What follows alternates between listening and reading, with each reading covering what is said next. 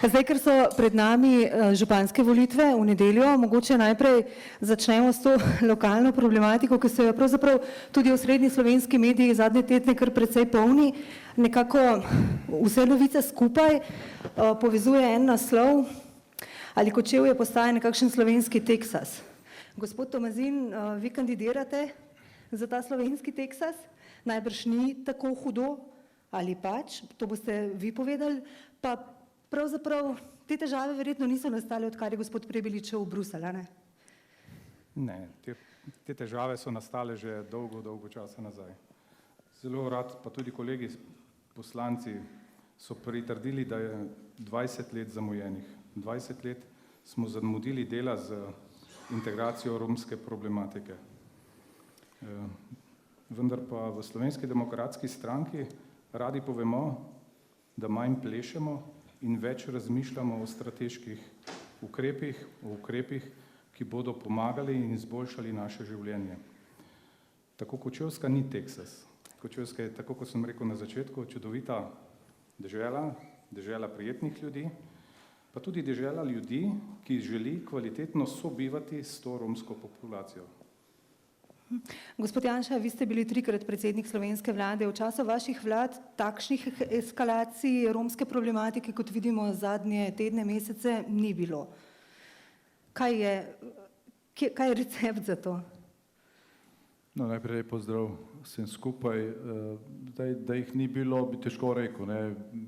Bile so takšne konfliktne situacije, vendar niso toliko časa trajale, ne, recimo. V tistem našem prvem mandatu, mislim, da je bilo to leta 2006, se je dogajala zgodba o Brusu, ne, ki je precej polnila tudi slovenske medije, smo potem to rešili s preselitvijo tiste problematične velike družine Strojan v Ljubljano, tako da so potem tudi Ljubljane videli, kakšni so ti problemi. In še vedno so, no. Se pravi, je to nek primer, ker se je dokazalo, da ni bilo ravno prebivalstvo Bruso krivo za tiste konflikte, ne, ker zdaj konfliktov tam ni več, prebivalstvo Brusa je pa še vedno tam, a ne. Konflikti so pa zdaj tam ob Savi v Ljubljani, kjer se je ta družina pač potem preselila in so še vedno redni obiskovalci sodišč in policije. Se stvari pač niso uredile, niso pa več zdaj v naselju in je pač neke neposredne ogroženosti manj. Je pa bilo takrat tudi zelo napeto in vroče, ampak smo problem potem pač rešili, ne, ker je grozilo, da bo prišlo do hudega konflikta. Zdaj tukaj v Kočevju so številke večje, ne. Ni pa seveda ta situacija ali pa romska problematika samo v Sloveniji, ne. Pač po Evropi so tudi druge države, ker imajo podobne probleme, ki jih rešujejo, ponekod bolje, ponekod mogoče slabše. Ne vem, na Slovaškem mislim, da je 500 000 Romov, ne. So imeli zelo velike probleme, pred leti je morala celo slovaška vojska posredovati, ne, če se prav spomnim.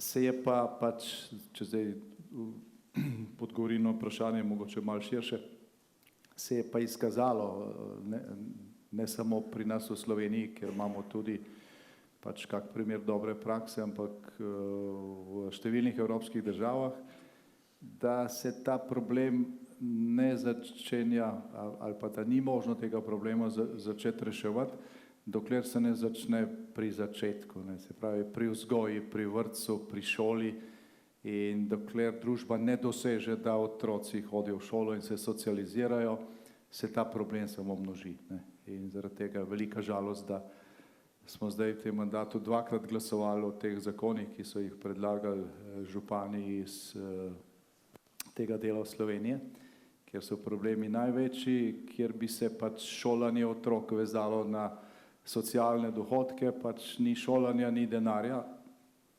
To je edini jezik, ki se po moje tukaj razume in se vrtimo v začaranem krogu, ne.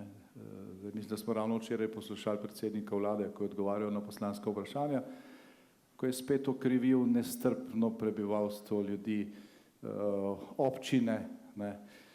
Zdaj, pri reševanju romske problematike imajo občine en tok vpliva, kot ga ima stjuardesa na to, kam gre letalo. Ne.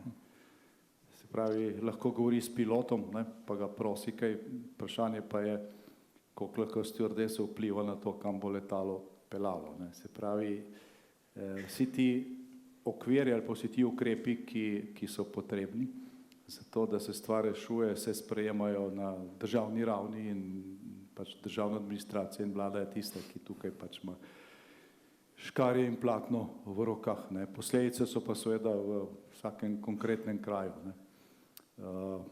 In da bo stvar še, oziroma zakaj je zadeva toliko eskalirala tudi tukaj zaradi tega, ker je pač ko neka takšna situacija, ker so dvojna merila, ne, ko pač za Rome velja pač eno pravilo, za ostale pa neko drugo pravilo, ko takšna situacija nekaj časa traja, se potem temu pač tisti, ki imajo take situacije koristi, prilagodi. Ne, in se potem že od malega pač generacija prilagaja in izkorišča ta sistem in je to, ne samo da je začaran krog, ne, problem se še zaostruje, če imamo potem še neko politiko, kjer pač ne, se skoraj prej kaznuje policista, ki ukrepa, kot pa tistega, proti kateremu ukrepa. Ne, pridemo v situacijo, ko so pač konflikti na dnevnem redu praktično vsak dan. In to se ne dogaja samo v Kočevju, ne. To se dogaja tudi v številnih drugih občinah, kjer je pač podobna situacija. Ne. Dvakrat smo glasovali v tem mandatu za to zakonodajo, ki so jo v bistvu pripravili župani iz teh občin, ki neposredno vedo, kakšni so problemi in dvakrat je pač večinska koalicija to zavrnila. In dokler pač problema ne bomo začeli reševati pri korenu, ne, toliko časa boste lahko samo, ne vem, če še berete časopise, zjutraj polistali časopis, pa videli, kaj se je spet zgodilo. Ne. Tako da, tukaj jaz mislim, da je potrebno dejansko imeti zdaj malo močnejši glas, ne. Se pravi, tukaj bi se morali ljudje, župani, ki se jih vseeno nekoliko bolj sliši, pa tisti del slovenske politike, ki se tega problema zaveda, zavzeti za to, da se to ne pozabi, ne, da to ne gre od konflikta do konflikta in pač imamo, kot sem že prej rekel, imamo tudi oziroma zdaj, vedno, ko se pogovarjamo o romski problematiki, rečejo, ja, sej v Prekmurju pa se to drugače rešuje, ne, tam imate veliko naselje, puščo, tam so ljudje bolj strpni do Romov, pa za to gre. Ne. Zdaj pač ne gre za to, da bi bili ljudje, večinsko prebivalstvo, bolj strpno do Romov, gre za to, da se je tam pred 60 leti problem začel reševati na izvoru. Ne. Vrtec v romskem naselju Pušča je star 60 let. Pred 6 leti so bili podobni problemi, kot jih imate zdaj v Kočevju, ampak potem so šle generacije čez vrtec, čez šolo, so končali šolo, so se zaposlili in je potem ta večina prevladala in je zdaj tistih, ki delajo kravali in konflikte, manjšina, so to manjšina in jih pač skupna sama izloči.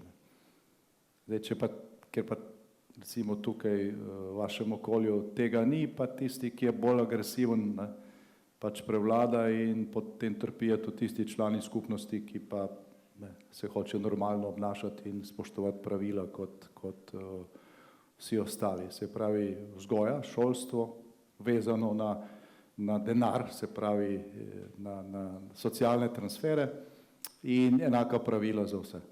Tako da pač, če vi naredite prekršek ali pa če en Rom naredi prekršek, ne, mora biti ista kazen, isti čas, preden se kazen izreče in če gre za ponovitveno dejanje, tudi enak tretma. Gospod Olaj, vi ste pred leti bili zadolženi za pripravo teh prvih osnutkov programa za reševanje romske problematike. Kako ste se takrat lotili te zadeve in kaj od tega, recimo, kar ste takrat pripravili, je aktualno še danes? Veste, jaz sem po karieri policist in sem pretežno svoje delo opravljal ravno na območju Dolenjske in Bele krajine, tako da romska problematika je bila nekakšna stalnica v operativnem reševanju problemov. Tako da že zdavnaj smo ugotovili takrat, in to velja tudi danes, da romska problematika je rešljiva z, kot je tukaj gospod Janša rekel, z vzgojo. In nikakor ne moramo na območju jugovzhodnega dela Slovenije priti do tega, da bi se ta vzgoja nekako prijela in zagnala. Župani se tukaj močno trudijo, vendar starši romskih otrok jih ne pošiljajo v osnovno šolo, ne zaključijo osnovne šole. Treba je pa to povedati, da se Romi zelo racionalno obnašajo. Povsod, kjer vidijo cost, benefit, korist, recimo, se tako v bistvu tudi obnašajo. Zdaj, če niso stimulirani, motivirani, pač otrok ne pošljajo v šolo ali pa celo na nek način izseljujejo, če mi tega ne boste dali, pa otroka ne bom poslal v šolo. Zato so bili tisti naši ukrepi v času, ko sem pač bil državni sekretar in je kolega Hojs bil minister, neizprosen minister, moram priznati, je zahteval, da zadevo prepeljemo z nekimi sistemskimi rešitvami tako daleč, da bi v bistvu tam lahko tudi se odločalo. Sem nekako uspel več kot v preteklosti zmotivirati župane tega jugovzhodnega dela Slovenije za sodelovanje, spravi tisti župane, ki so zelo se srečevali s to problematiko, Novo mesto, Kočevje, Ribnica in tako naprej, in so v tej delovni skupini, ki je bila sicer ustanovljena na podlagi zakona o romski skupnosti, kjer izvorni vlogi sicer spadala pod urad za narodnosti, so sprejeli to nalogo in prispevali zelo veliko uporabnih predlogov. Pa ne samo župani, tudi skupnost občin Slovenije, oglašali so se samoiniciativni tudi vsi ostali, ki so v bistvu sodelovali pri reševanju te romske problematike. Tukaj se jaz čas spomnim mojega znanca, Kek Francija iz Novega mesta, je tudi poklical in rekel, jaz imam pa že kar izdelane smernice, če želiš pa lahko prispevam, in je tudi prišel, pokazal tiste smernice, zelo velikih je bilo uporabnih. Skratka, tukaj ni bilo nobeno ločevanje na neko desno ali levo, vsi so želeli ta problem rešiti takrat in želijo ga rešiti tudi danes. In zato je v bistvu nerazumno, da danes ne želijo sprejeti sistemskih ukrepov, ki so domišljeni. Ker tukaj bi bila situacija win-win, se reče, vsi bi zmagali. S tistimi ukrepi, ki smo jih predlagali, se je strinjala tudi romska skupnost, se pravi, ničesar nismo vsiljevali. To je bila neka skupna ugotovitev teh ukrepov, ki bi vodili k rešitvi izvornega problema, to pa je vzgoje. Tako da jaz obžalujem, pa verjetno tudi še marsikateri drug, da je pač ob zamenjavi oblasti, da niso sistemsko sprejeli teh predlaganih ukrepov. No, zanimivo je to, da je potem vodenje prevzel pač logično te delovne skupine druga oseba, to je bil dr. Grizold, ki je iz Fakultete za družbene vede, ki je to nekako tako zlahka vzel, pa se spomnim, je novomeški župan gospod Macedoni, rekel, jih bom pa jaz povabil na prvi sestanek v tej novi oblasti, ker v Novo mesto, pa se bo iz prve roke prepričali, kakšno je stanje tako, In je ta delovna skupina tudi resnično prišla v Novo mesto, gledali so se to naselje Žabek in tako naprej. In takrat je kolega Macedoni tudi najavil, da pa skupina županov, 11 jih je, bo predlagala predloge sistemskih sprememb, glede na to, da tiste prejšnje predloge ta vlada ni poakceptirala. No. Zdaj mi vemo, kakšna je tudi usoda teh predlogov, ki so bili povzeti po tistih predlogih te naše delovne skupine, še dopolnjeni, moram priznati, ne. Zajemali si področje dela, social, izobraževanja in vozniških dovoljenj, recimo. Vsi ti predlogi oziroma spremembe 4 zakonov so bili žal zavrnjeni, tako da smo na nek način na samem začetku. Ne. In zdaj tudi ta nova oblast, ta delovna skupina, seveda se nekako strinjate, ukrepi niso slabi, saj so dejansko domišljeni in ti ukrepi sploh niso grobi, da bi recimo nekomu kaj jemali. Zakaj je bilo tako v teh ukrepih drugačnega? To recimo, da nekdo, ki ne pošilja otroka v šolo, pač ne bo dobival pomoči v denarju, ampak v naturalni obliki. Skratka, nič mu ne bi vzeli, samo ne bi dobil denarja, dobil bi pa materialne dobrine in tako naprej. Skratka, ukrepi niso bili takšni, da bi kogarkoli iz te romske skupnosti, ki bi upravičen do pomoči, prikrajšali za to finančno pomoč. Poleg tega ti ukrepi tudi niso bili mišljeni zgolj in samo za romsko populacijo, ker otrok v šolo ne pošiljajo tudi nekateri drugi.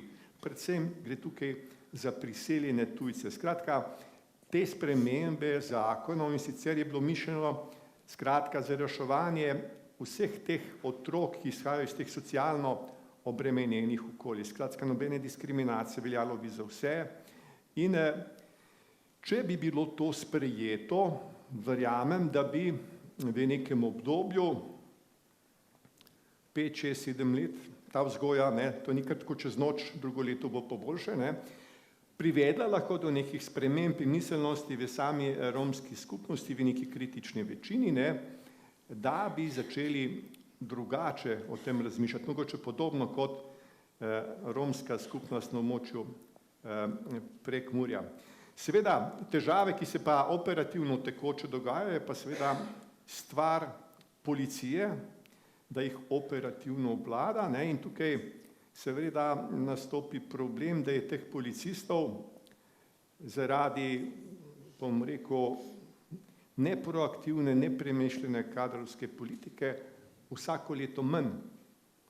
Poleg tega, z novo oblastjo se ta oblast namesto, da bi v bistvu se usmerjala k reševanju aktualnih problemov, tudi romske problematika, bolj usmerjali v to, kako se bo šla čiščenje, kako policisti, ki so sicer zakonito izvajali pooblastila, morajo ta pooblastila izvajati še bolj sorazmerno, še bolj mehko.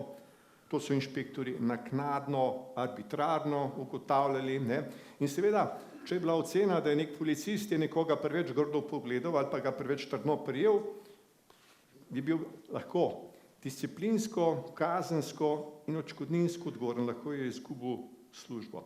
Sveda, to je pri policistih pomenilo ne samo, da je takšno delovno okolje postalo precej neprijazno, oni se več nekako niso tako odločno spuščali v interveniranje. Sleherno interveniranje pomeni en kup papirologije, ki jo mogel policist napisati, zakaj je uporabil prisilno sredstvo. To je bralo en kup inšpektorjev, ki se je po več mesecih odločilo, ali je prisilno sredstvo uporabil dovolj ali pa malo premalo sorazmerno in kakšna bo vloga tega policista v prihodnje. Zato se dogaja, da policist namesto, da bi odločno ukrepal, vzpostavil javni red, varnost, se raje obrne proč, pa ne ukrepa, pa nima nobenih težav. Recimo, in tukaj je vprašanje, a se mi v Sloveniji resnično želimo take policije? Odgovor je po moje popolnoma jasen, da ne. Tako da v prihodnje enkrat nedvomno bo treba policistem zagotoviti ustrezno stopnjo pravne varnosti, da se ne bodo na nek način obotavljali pri izvajanju, bom rekel, svojih ukrepov in prisilnih sredstev.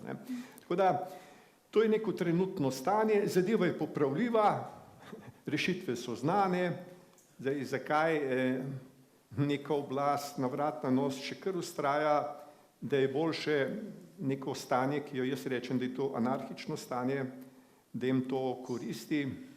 Težko rečem, zdaj ljudje imate pravico, to je ustavna pravica, da zahtevate varnost. Varnost je ena temeljna dobrina, zapisana tudi v temeljni listini pravic Evropske unije, pa to izhaja iz mednarodnih dokumentov, iz naše ustave in tako naprej. In država mora to pravico tudi aktivno izvajati, ne samo, da se ljudje, bom rekel, vzdržijo nekega negativnega ravnanja, ampak država mora pozitivno prispevati, vam zagotoviti varnost v nekem sorazmernem, oziroma v nekem neko dosegljivo stopnjo varnosti. Varnost namreč ni absolutna, ne? Ampak neka raven varnosti, ki je mogoče doseči, to imate pravico zahtevati, ne? Tako da tukaj vas ne more in ne sme biti nerodno ali pa strah, če vedno znova zahtevate več varnosti, ne? In tukaj danes, ko sem pač prišel na ta sestanek, ne, sem tudi nekoliko prebrskal po spletu, sem tudi gospoda Tomazina videl, kako je on to zastavil, neko reševanje v okviru občinskega programa varnostni pa redarske službe. Moram priznati, da imava zelo podobno razmišljanje, da če bo to tako zastavljeno, verjamem, da bi bila tudi ta stopnja varnosti lahko na terenu opazna boljše, s čemer se verjetno vsi zavzemate oziroma čemer se vsi želimo, ne, vključno s policijo, ne. Sama varnost je v izvorni obveznost zagotavljanja notranjega ministrstva, organov v sestavi policije in tudi lokalne skupnosti, ne, ki ima v okviru 35. člena zakona o organizaciji policije dolžnost sodelovati, ne. Se pravi, policistov čedalje manj. Jaz sem vesel oziroma se strinjam z nekdanjim ministrom Hojsom, ki zagovarja neko tezo, kako rešiti ta velik kadrovski manko policistov z obuditvijo kadetske šole. Jaz temu No, se ravno to, mogoče damo še besedo gospodu Hojsu, da kot nekdanjemu ministru, da pove, kako bi on reagiral, če bi bil na tem mestu, kjer je zdaj gospod Poklukart, ne? Ko se policisti zapirajo policijske postaje in... No, najprej sem skupaj lep dober večer. No, gotovo je ena najbolj škandaloznih izjav, ki jo je ta minister dal, tista, ko je rekel, zaklepajte se, ne. Jaz sem povedal že, da verjetno so tudi policisti to razumeli tako in se začeli zaklepati. No, pa šalo na stran. Glejte, ko smo mi takrat začeli se ukvarjati s to problematiko, sem nekako ocenil, da sta dve ključne stvari. Eno je seveda zahteval naš predsednik vlade in ta je bila tista, ki jo je vodil dr. Olaj, to se pravi, gre za te zakonske spremembe in pa vse predloge, ki so bile vezane na vse to, kar so zdaj govorili, šolstvo in tako naprej. Drug del, ki je bil po meni bolj pri srcu, moram odkrito povedati, je bil pa ta, ne, in to sem tudi nekako od predhodnika gospoda Olaja, kasneje tudi od njega, ko je bil seveda GDP, se pravi generalni direktor policije, zahteval, je bilo pa to, da v bistvu v enem delu za Rome ni potrebno nič spreminjati, ne, nobene zakonodaje, ne. Vsi vemo, kaj pomeni nelegalna posest orožja, kaj pomeni nelegalna posest mamil, kaj pomenijo prekrški, kaj pomeni nasilje in tako naprej.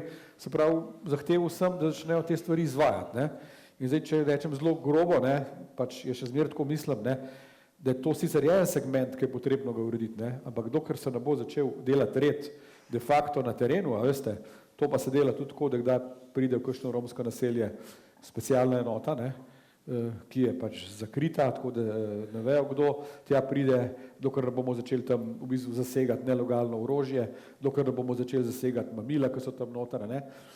Ne bomo spodbudili tistega, za katero jaz verjamem, da je nek zdravo jedro pri nekaterih teh Romih vendarle prirojeno, ne. Jaz mislim, da v neki skupnosti, ki se začne ukvarjati z kriminalom, na koncu na vrh pridejo zgolj tisti, ki so kriminalci. Vsi tam spodaj pa ne vem, če si želijo takega odnosa ali pa take odvisnosti od tistih, ki so na vrhu, ne. Zato sem pač že takrat rekel, pogledajte, dajmo pripraviti nek program, ki bo zagotovil tudi ta segment. Seveda takrat to ni bilo zelo močno vidno, ampak jaz vam lahko povem za neke akcije, ki smo jih naredili, ne.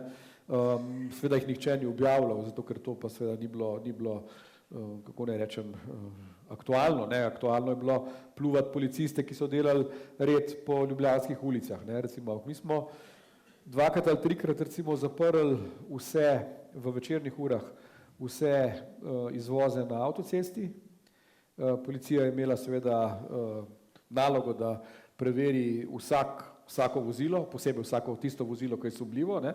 In takrat moram reči, da so bili spleni neverjetni, ne. Takrat se je kar nekaj Romov ujelo v zanko, ne, z nakradenimi stvarmi. Celo ena od velikih uspehov tistih akcij je bila ta, da so našli neko robo, ki je bila takrat ukradena celo v Parizu, ne, se pravi inozemska dejavnost. In seveda korak po koraku bi seveda morali te stvari stopnjevati, vključno s tem, kar so mi specialci povedali, ne, da so počeli pred leti, ne, se tam v Žabjaku, zdaj toliko samega vašega območja tukaj ne poznam, ampak vem pa, da so v Žabjaku pred leti bili kar nekaj let nazaj, vendarle, ne, mislim, da so takrat v vladi gospoda Janše specialci večkrat na obisku, ne, pa so bile stvari precej bolj pod kontrolo, kot so danes v bistvu se popolnoma razvodenele. Zdaj, tukaj je nastal en velik problem, ki ga je dr. Olaj že omenil, kjer pa seveda moram jaz reči, da je gotovo del krivde tudi na sami policiji, ne, tako kot je povedal dr. Olaj, ne. Mi smo ob tej spremembi oblasti dobili neko navodilo politike, ne, da seveda policija ni ukrepala pravilno, da so neke pooblastila prekoračevali in tako naprej. In to je bilo vse v bistvu najprej procesirano nekje na prvi stopnji, ne. Ta prva stopnja je bila pa znotraj policije, ne, če si predstavljate. Tam so neki policisti, ki v bistvu preverjajo svoje kolege, ne, in glej ga čudo, ne, vsi ti oportunistični nadzorniki, ne, so kar naenkrat začeli pisati, ja, da to je pa res, ne, da so prekoračili pooblastila, pa unga so preveč grdo pogledali, pa je Lulu ne bi smel roke zviti, ne, pa ne vem kaj vse so že pisali, ne. Stvar je šla tako daleč, da so bili vsi ti policisti kazensko ovadeni, ne.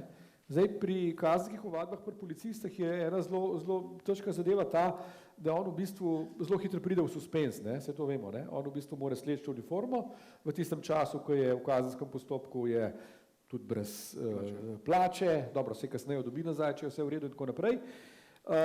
In glej ga zlomka, kljub temu, da imamo tudi jaz osebno zelo slabo mnenje o tožilstvu, pa v našem sodstvu, ampak tožilstvo je vse te stvari zavrnilo. Tožilstvo je ugotovilo, da je policija v tistih svojih ukrepanjih in v izvajanju pooblastil v času covida v Ljubljani in v teh romskih naseljih stvari izvajala skladno z pooblastili. Ampak kaj se pa zdaj zgodilo? Zdaj se pa zgodilo točno to, kar je dr. Olaj povedal, ne? Policist pa reče zdaj, glejte, jaz pa nisem pripravljen na to, da bom jaz v nekem kazenskem postopku, da bom 6 mesecev brez plače, pa da sem mogel nekje zagovarjati, bom jaz raje nazaj stopil, ne? In en od takih najbolj egzemplaričnih primerov, ki jaz nisem mogel verjeti, da se je zgodil, je bil prav posnetek, mislim, da je danes gospod povedal, da ga je on naredil, ne? Tukaj iz tega Kočevskega, ne? Če ste videli, kako se je Rom delal norce iz policije, ne? Tam je neki plesal pred njimi in tako naprej. Mislim, gledajte, to se zdaj pa če tako rečem, grdo, to se v socializmu ne bi zgodilo, ne? Mislim, mi smo se v socializmu, kakorkoli smo tisti, ki smo takrat gor rasli, vendarle policije malo bal, ne? In se mi zdi, ko enkrat v družbi pride do tega, da se tistih ključnih državotvornih organov, ki zagotavljajo našo varnost, skrbijo za naše premoženje, skrbijo za red in tako naprej, ne bojimo več, potem je v družbi nekaj narobe. In jaz pravim, da je pač potrebno najprej, poleg tega, kar smo povedali, vrniti policiji dostojanstvo, se zavedati, da policija neke pristojnosti ima in jih bo tudi v bodoče imela in zagotoviti, da bojo te stvari izvajali. Ne glede na to, a je to Rom, a je to Slovenc, a je to delavec na začasnem delu v Sloveniji ali pa tujec. Torej, za vse morajo biti merila enaka. Ne pa, da se nekih skupnosti, ne, kot so recimo Romi, zato ko so morda malo bolj nasilni, pa ne vem, če so, morda da so, nekako tudi policija boli. To je nesprejemljivo. Gospod Tomazin, prej je že dr. Olaj omenil redarsko službo, ki bi lahko pripomogla k vzdrževanju varnosti oziroma vsaj občutku varnosti v Kočevju. Se je ta stvar že realizirala oziroma reorganizirala tako, da skrbi za javni red in mir 24 ur na dan? Četrt leta miniva od prvih teh romskih izgredov v Kočevju in pred četrt leta smo imeli sestanek na občini s podžupanom v funkciji župana. Pogovarjali smo se o različnih idejah, ukrepih, En od ukrepov, ki sem ga sam predlagal, pa je bil tudi okrepitev redarske službe s tako imenovano pogodbeno rezervo.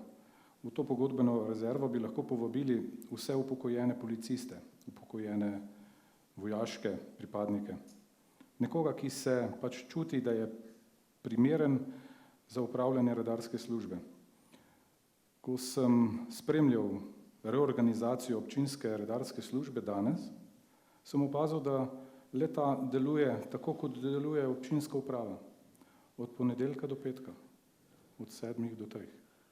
Torej, ne duha ne sluha o reorganizaciji, ne duha ne sluha o nobenem razpisu dodatnega delovnega mesta. Sam, kot sem že dejal, bi z hitrostjo, bom rekel tako, nadzvočnega letala sprejel odločitev, sprejel odgovornost, reorganiziral to redarsko službo in jo tudi okrepil. Seveda pa bi vse dodatne stroške v obliki regresnega zahtevka naslovil na državo, četudi bi bil ta regresni zahtevek neuspešen. In še ena zanimivost morda iz tistega sestanka, ko sem aktualnega podžupana v funkciji upravljanja župana vprašal, kako je pa kaj s črnimi gradnjami v romskih naseljih, mi je odgovoril, da črnih gradenj v romskih naseljih ni. To me je nekoliko začudilo, pa sam pri sebi sem si rekel, da bi lahko, če danes v Sloveniji lahko si izmislim, kakšnega spola sem, bi si lahko tudi odločil, da sem jaz od jutri naprej Rom. Naredim neko črno gradnjo, jo legaliziram, pol se pa spet prekvalificiram nazaj v normalnega občana. Občana, ja, da boste to povedali. Gospod Janša, na tem področju je še ena kar akutna problematika in to so nelegalne migracije. Ne? Zdaj, vi ste vodili Evropski svet, poznate ključne voditelje v Evropi, to ni stvar samo posamezne članice, pač pa celotne Evropske unije, pa tudi širše. Zdaj smo v obdobju, ko smo dobili nov Evropski parlament, dobivamo tudi novo Evropsko komisijo. Menite, da bo zdaj v tem obdobju, ki je pred nami, kar se tiče nelegalnih migracij, kaj drugače, tudi za to kočevsko območje oziroma jugovzhodno Slovenijo lažje? No, kar se tiče evropske politike, bo v mandatu, ki se zdaj začenja po teh junijskih evropskih volitvah, drugačna, bolj zaostrena do ilegalnih migracij, ker so se razmerja sil spremenila tako v parlamentu kot v svetu, tudi v komisiji, ko bo enkrat imenovana. Zdaj, kako hitro bo prišlo do sprememb, je pač drugo vprašanje, ker zato, da ne nadaljuješ neke napačne poti, pač rabiš neko silo, ne, zato, da se pobrneš pa greš nazaj, pa potrebno še nekaj več. Ne. To bomo zdaj videli. Je pa tako, da še vedno je večina platna, pa tudi škarje so v nacionalnih rokah. Ne. Saj vidimo, pač so države znotraj Evropske unije, znotraj istega evropskega okvira, ki nimajo nobenih problemov z ilegalnimi migracijami, ker jih pač ne dopuščajo, ne, so pač zavarovali svoje meje. In so države, kot je Slovenija, ker je predsednik vlade rekel, da je edina rešitev za ilegalne migracije ta, da jih naredimo za legalne. Ne, to je bila izjava dr. Goloba v kamero, ki jo ni nikoli preklical. Ne. In se seveda Slovenija tudi tako obnaša. Ne. Država se dejansko tudi tako obnaša. Že to, da pač nekdo, ki državo predstavlja, reče, ni nobene razlike med legalnimi pa ilegalnimi migracijami, ker tako se je ta izjava razumela. Se pravi, ali priješ s potnim listom na mejo ali brez potnega lista, je čisto vseeno. Ne. To je vabilo, razumete, tako kot je bila tista izjava Angele Merkel takrat leta 2015, ko je bila vojna v Siriji, ko je rekla, bomo že, ne, will manage it, ne, bomo že. To nekako, ko je bil ta naval in Dublinsko uredbo ne moramo upoštevati. Ne. Dublinska uredba, tam je pač pisalo, ti lahko zaprosiš za azil v prvi varni državi. Ne moreš iti čez 5 držav, ki niso v vojni, pa potem zaprosi za azil tam, ker misliš, da dobiš največ denarja, ko čakaš na azil ali pa na najboljše usluge. Ker ta glas gre okolo, veste, danes je to, sej, praktično ni nikogar, ki bi ilegalno prišel čez slovensko mejo, ne, pa ne bi imel telefona. Ne. Se pravi, vse to ve. In zdaj smo pač v situaciji, ko je Italija zaostrila z novo vlado migrantsko politiko, bistveno zmanjšala pač pretočnost preko zahodnega Sredozemlja, uvedla tudi nadzor na meji z Slovenijo. Imamo zdaj to situacijo po volitvah v Avstriji. Avstrija itak že pač leta kontrolira mejo, ne pa ravno tako striktno, ne, na nekih manjših mejnih prehodih pač velikokrat te kontrole ni in tihotapci to vedo in seveda se uporabljajo te prehode. Ampak zdaj tam po teh nedeljskih volitvah obe stranki, ne, prva in druga stranka, ne, ker ni jasno, kdo bo sestavil vlado, ampak obe sta imeli izrazito ostro stališče do ilegalnih migracij, obe sta pač tekmovali na tej temi, je bila to prva tema, kar pomeni, da bo Avstrija še dodatno zaostrila kontrolo in če Slovenija tukaj ne bo ukrepala, vsaj v tem smislu, da mogoče malo pritisne na Hrvaško, pa reče, glejte, ne, zdaj šengenska meja med Hrvaško in Bosno in Srbijo je komplicirana, dolga, pripravljeni smo vam pomagati, da varujete to mejo, jaz mislim, da bi to morali reči, ampak mora to biti meja. Če se to ne bo naredilo, pač potem mora Slovenija uvesti kontrolo na meji, ampak ne takšno kot zdaj, ko je na mejnih prehodih. Zdaj greste z Hrvaške v Slovenijo in morate kazati potni list. Potem pa pride nekdo iz Pakistana, ki potnega lista nima in reče azil. Pa dobi pač najprej oskrbo, prehrano in potem ga pač policija zapelje v azilni center. Zdaj,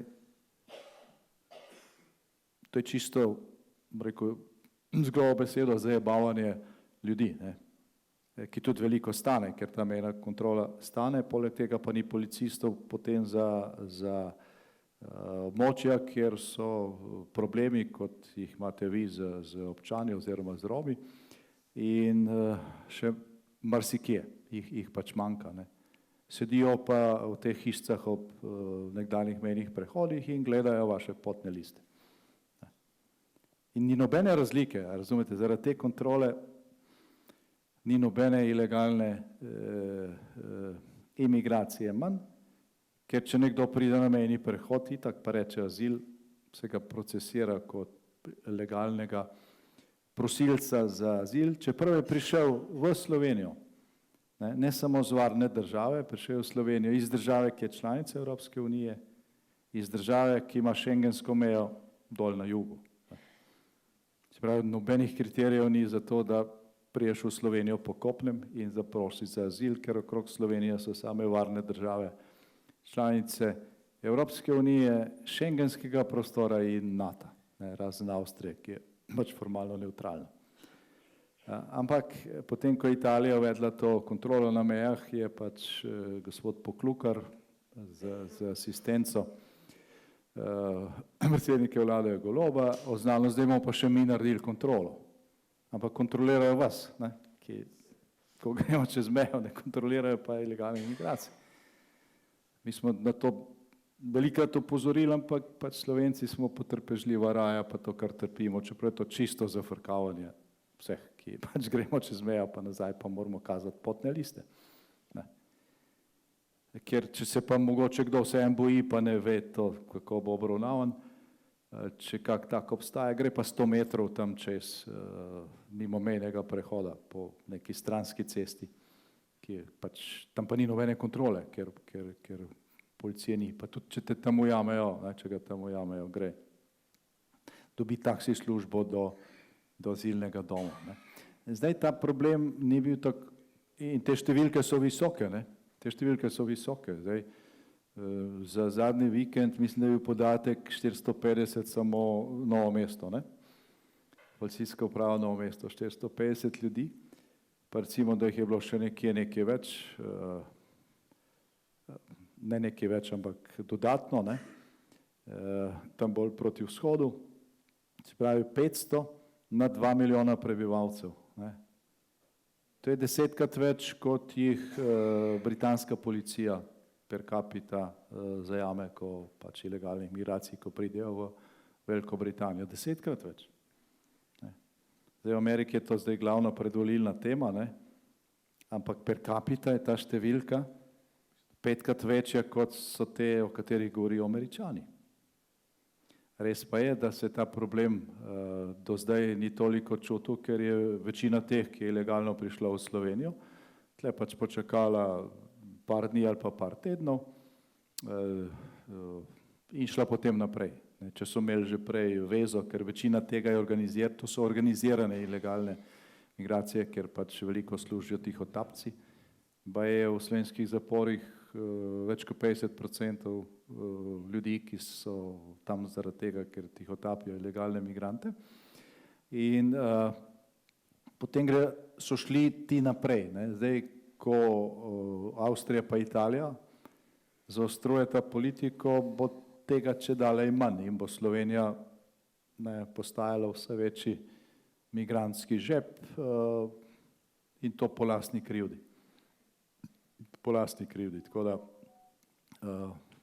pač nekaj upora je bilo, ne, ljudje v Brežicah pa v središču ob Dravi so se uprli tem novim nastanitvenim centrom, nekaj so vsem postavili, ne, za neko triažo pravijo, niso si pa upali postaviti novih centrov, kar je itak neumnost, ne, ker če že delaš to na meji, potem to delaš na tisti meji, da grejo čim prej čez, ne pa tam, da imajo čim dlje do tega, da odidejo. Ne. Mislim, prava genialnost je bila, ko so v narekovajih, ne, ko so izbirali ti dve novi mesti, ker v Ljubljani je to natrpano. No in zdaj pač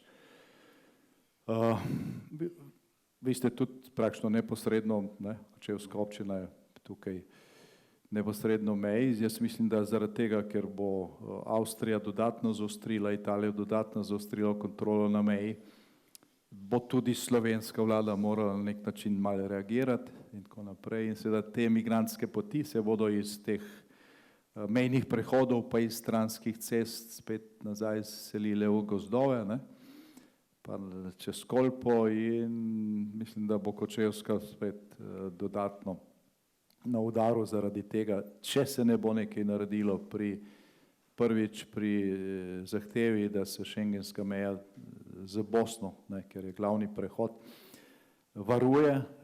Končno imamo Frontex, ne, kot Evropska unija dajemo milijarde za to agencijo za varovanje zunanjih meja in je pač potrebno zdaj od Hrvaške, ki je zelo hitro prišla v Schengen, zahteva, da to svojo odgovornost tudi s pomočjo Frontexa resno jemlje. Ne. Še bistveno večji problem, kot so ilegalne migracije za Kočevje, so pa postale ilegalne migracije za Ljubljano. Danes Ljubljana ni več varno mesto, poglejte statistiko, koliko je kaznivih dejanj, da je v statistiki ne piše za to ilegalni migranti, piše tujci, ne. Ampak v glavnem gre za okolja okrog Kotnikove v centru Ljubljane pa Viča, ne. Ker je ta koncentracija, pač sej, ne vem, tukaj ni nač nobenega z Ljubljane ali pa nobenega, ki živi, imate pa verjetno kdo med nami kakega sorodnika ali pa sorodnico, ki živi v Ljubljani. Zvečer ni več varno iti po cesti, ne. In drastično se je povečala prodaja solzivcev, sprejev za samoobrambo, ne. In policija kakorkoli pač skriva te podatke, ne, neke statistike, vsake toliko časa je treba objaviti in takrat se vidi, kje smo, ne. In moram še enkrat reči, v veliki meri po lastni krivdi oziroma po krivdi oblasti, ker če ti rečeš, ne, ni razlike med legalnimi in ilegalnimi migracijami, potem je vse odprto, ne. Ti odpreš vrata, ne, temu. Zdaj pa, verjetno sem že predolg temu odgovoru, no, ampak naslednje vprašanje je, zakaj se to dogaja, ne? Ali je nekdo tako nor, ne, da pač te situacije ne vidi, ali se zadaj skriva še kak drug interes, ne, uvoz novih volivcev, a ne, glede na to, da pač ne, originalnih za evropsko levico zmanjkuje. A ne. To je pa glavni motiv in ceno pol plačamo vsi. Gospod Hojs, zakaj se to dogaja? V času vašega ministrovanja ste velik poudarek dajali tudi na te migracije, ne? Oziroma na zajezitev migracij. Tudi Ljubljana je bila takrat bolj varno mesto, ne? Ja, no, recimo jaz sem Ljubljančan, tako da lahko z prve roke povem, da to, kar je predsednik govoril, enostavno drži. Torej, jaz zelo stanujem v tistem modelu Viča, tam blizu, a ne, in dejansko si sploh mlajše ženske danes večer več ne upajo tam več okrog hoditi, ne. Tako da dejansko je Ljubljana postala eno tako potencialno mesto, kjer posebej ženske ne vejo, kdaj bodo napadene ali pa na kakšen drug način, če rečem grdo, zlorabljene. Zdaj, kar se tiče tega, bi mogoče, zadnjič sem bral eno zanimivo zadevo, to, kar je tudi predsednik omenil, pa kar ste vi sprašvala okrog teh torej tihotapcev in tako naprej. Zadnjič je Melonijeva, ne, torej italijanska predsednica vlade, zelo zanimivo misel rekla, ne. Postavlja je vprašanje Scholzu, ne, Scholz je nemški kancler, ne, in kot veste, zdaj Nemčija tudi uvedla kontrolo na svojih mejah, češ da bo zajezila pretok teh ilegalnih migrantov. Tukaj je treba pač v resnici povedati, da to delajo predvsem zaradi notranje javnosti, ne, zaradi tega, da pač so mislili, da bojo s tem, ko bojo to naredili, pač neke volitve v nekih deželah dobili, ampak očitno so tam Nemci tudi toliko se prišli, da na take poceni finte ne napadajo več, ne, ker če tam postaviš ene, dva policista na mejo z Avstrijo, ne boš kaj veliko ilegalnih migrantov našel. No, ampak ona je zelo lepo rekla, ne, rekla je, kancler Scholz, mislim, da je v tej vaši odločitvi ena zelo velika dvoličnost, ne.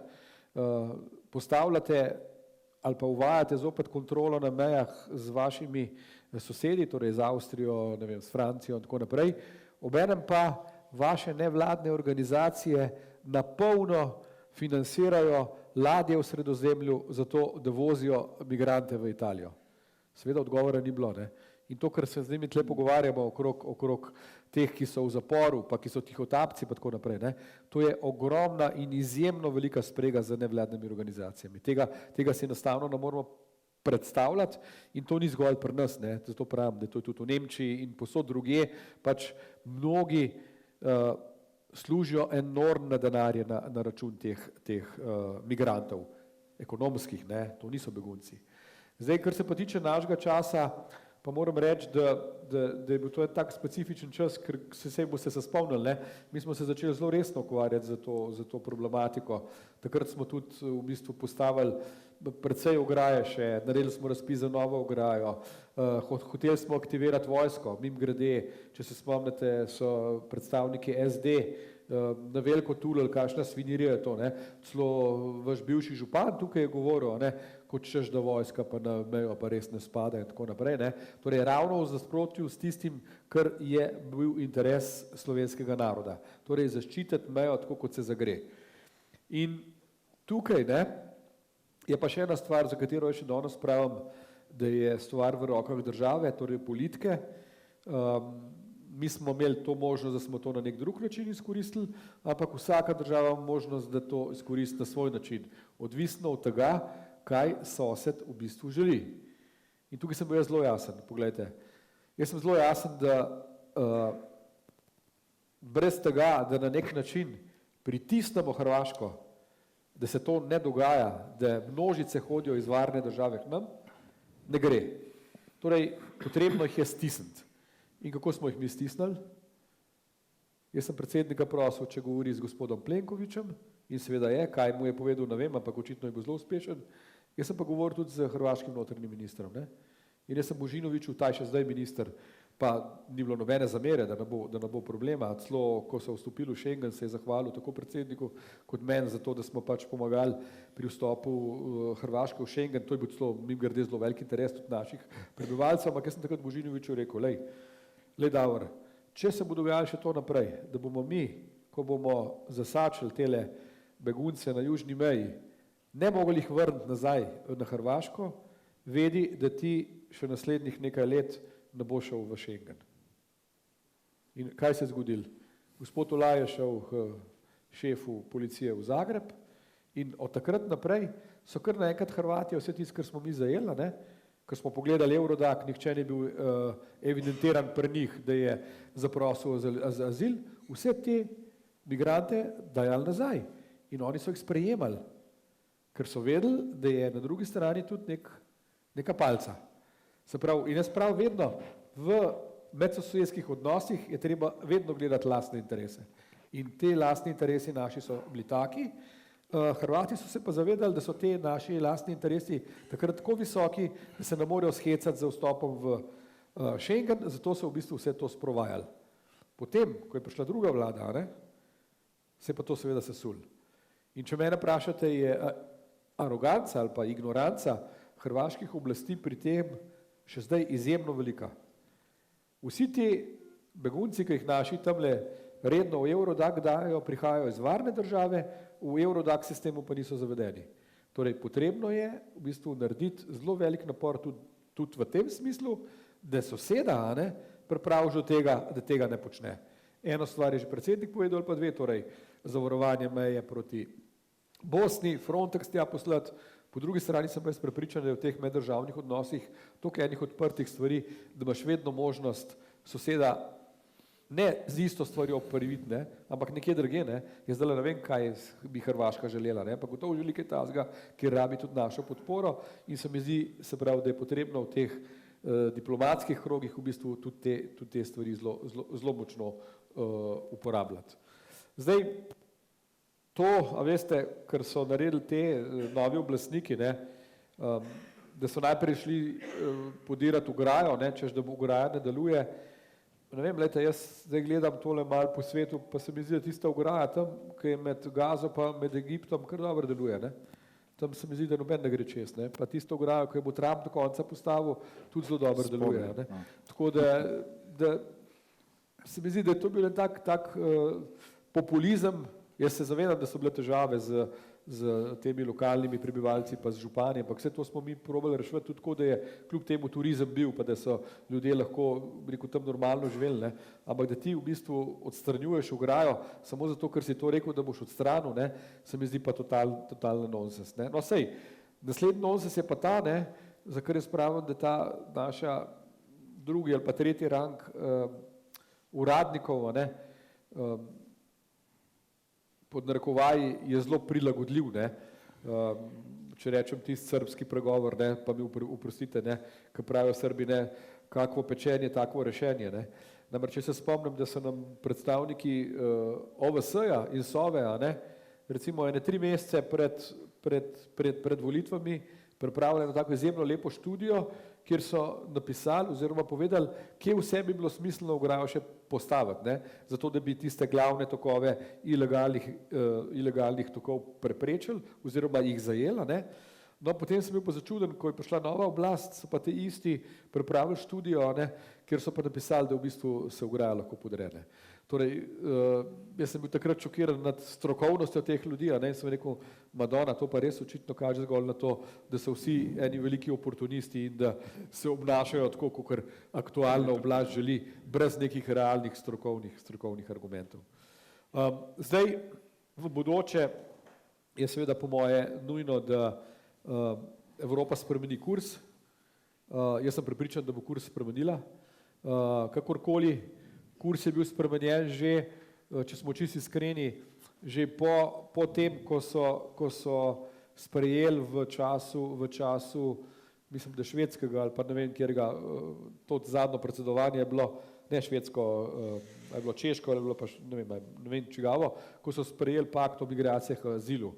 Takrat so dali to na velik zvon in pomp in gospa Ylva Johansson, mimogrede, to je komisarka, ki je prihajala iz Švedske, ona je bila komisarka za to področje, ki sem ga jaz vodil, stara, znana socialistka, kjer je leta in leta vozila migrante v Švedsko, kakšno štalo bojo zdaj tam lahko vidite, a ne? Ona je tak nek koncept želela prenesti v Evropo. No, takrat, ko smo mi predsedovali, seveda smo jim tudi jasno povedali, da tazga pakta mi ne bomo niti na dnevni red dali, tam noter so bile vse te nebuloze od obveznih relokacij, da če ne relociraš, boš plačeval, ne vem, 25.000 evrov na vsakega migranta v nek sklad, zato da bojo jih pol futrali in tako naprej.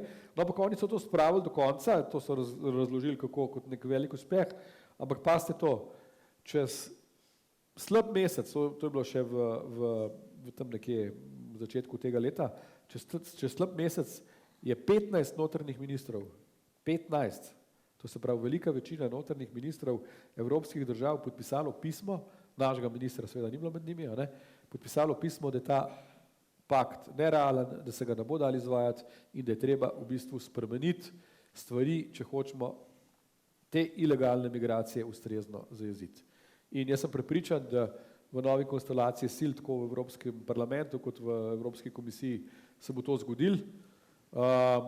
Če se pa ne bo, ne, ampak jaz sem skoraj prepričan, da se bo, ne, če se pa ne bo, bo pa seveda tukaj počas taka štala, ne, če temu tako rečem, kot je, vidimo, če ste gledali, danes sem gledal posnetke iz Sarajeva, ne, te posnetke niso zelo daleč, ne, kako ljudje slavijo, pa zastave mahajo, pa tako naprej, pa plešejo ob tem, ko je Iran z raketami napadel Izrael. Ne.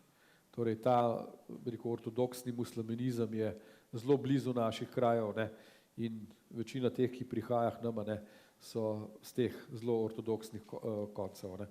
Večina med njimi, ne, ali pa 99%, med njimi pa ni prišla sem delati, veste, to vas povem. Tisti, ki pridejo sem delati, pridejo na blok, pa dajo pasoš, pa rečejo, a lahko dobim dovoljenje za delo. Ne. Večina teh je prišla izkoriščati socialno noto evropskih držav, ali pa v nekem procentu tudi delati to teroristično muslimansko propagando. Še eno vprašanje za vas, doktor Olaj, potem pa damo besedo tudi vam, dragi obiskovalci. Večkrat smo danes slišali, ne, ni več nobene avtoritete, ne do policije, ne do nikogar, ljudje ne spoštujejo več. Kje je tu rešitev, tudi v povezavi z vsemi temi odhodi, ki so nekakšen izgovor, da se nekaj ne da varovati, rešiti, pomagati? Policija še vedno izkazuje visoko stopnjo profesionalnosti. Ne? Tudi oni se trenutno, se pravi policisti, obnašajo racionalno, ker se ne počutijo na delovnem mestu dovolj varne. Zdaj ne mislim v fizičnem smislu, ampak delodajalec lahko zoper njih izvaja določene ukrepe. Zadeva je rešljiva, seveda, ne, policiste treba sistemsko zaščititi z nekimi korekcijami na sistemski ravni. Policisti bodo čez noč začeli delati tako, kot so sicer delali. Morate vedeti, ne, da policija je bila elitna organizacija z veliko stopnjo upoštevanja in hierarhij in pripadnosti, ne, tako da to se da zelo hitro doseči. Zdaj, tukaj je še problem, da tisti stari policisti, ki izhajamo še iz kadetske šole, seveda, ne, jih praktično več ni. Nov sistem izobraževanja, ne, pa je usmerjen drugače. Ne. Zato se pravim, prej sem omenil, da krasno, ne, da je kolega Hojs na nek način podpira neke spremembe, ki bodo očitno nujne na področju vstopa kandidatov za službo v policiji, da se obudi neka možnost ponovne odprtja kadetske šole, ne, ker ta značilnost kadetske šole je ta, da so to noter vstopali osnovnošolci, katere se je tudi vzgajalo pripadnost državi, ljudem, upoštevanje hierarhije. In to so bili ljudje, na katere si lahko kadarkoli računal. To ni od 7 do 3, pravzaprav so bili zelo nesrečni, če je bila problematika, da bi šef rekel, ob 3 nisi po razporedu, sem do 15 ur, zdaj moraš iti pa domov. Ne, bi rekel, policist, kaj sem se vam pa zameril. Ne, pa ja, mi ne zaupate, da bi sodeloval pri reševanju tega problema. Ne. Tako da v tej zvezi rešitve obstajajo, komanda mora biti prava. Prav, mene je presenetil kolega Tomazin, ko sem nekaj prebral tam njegovo vizijo, moram reči, da se bo zadevo lotil na prav način. Zadeva je na nek način preprosta. Več policistov, več redarjev, večja varnost. To je tista operativna varnost. Seveda, če se bo pa tudi sistem spremenil na področju vzgoje, da bo pa ta problem čedalje manjši. Se pravi, jaz na njegovem mestu praktično bi tako razmišljal. In nedvomno bi to pomenilo nek dodaten plus za samo skupnost. Te zadeve so rešljive, tako kot na področju tudi ilegalnih migracij. Velike države spoznavajo, da to ni tista dodana vrednost, katero so tako slepo propagirale, da je to problem. In zdaj čisto jih ne da preprečiti, zna se jih pa zelo omejiti. V času mojega mandata je bilo recimo 10.000 ilegalnih prihodov, od teh 10.000 smo jih 40% vrnili nazaj. Takoj, ko je prišla nova oblast, je to poskočilo na 32.000 in lansko leto na 58.000, vrača nazaj pa praktično ni. Oziroma bom konkretno povedal, ni celih nič 4% so jih vrnili. Niti ne 1%, ampak ni celih 4% od 58.000. Leta zadeva ne bo nič drugačna, tako da ta sprememba politike, ki na nek način dobesedno vabi in enači ilegalne in legalne migracije, je dejansko diskriminatorna do vseh tistih, ki upoštevamo predpise. Pojdi na drugo državo, izkaži se z dokumentom, potnim listom in lahko prečkaš mejo in tako naprej. Tako da to je odraz trenutnega stanja, koliko časa bo to trajalo, ne vem, jaz puške ne bi vrgel v koruzo, jaz verjamem, da še obstaja zdrav razum. Zdaj, če smo še toliko demokratični, mogoče bojo naslednji praznik demokracije na volitvah ljudje odločili drugačno in bo vsem nam na nek način boljše. Hvala. Gospod Janša, želel še nekaj dodati? Ja, mogoče še en vidik, ki je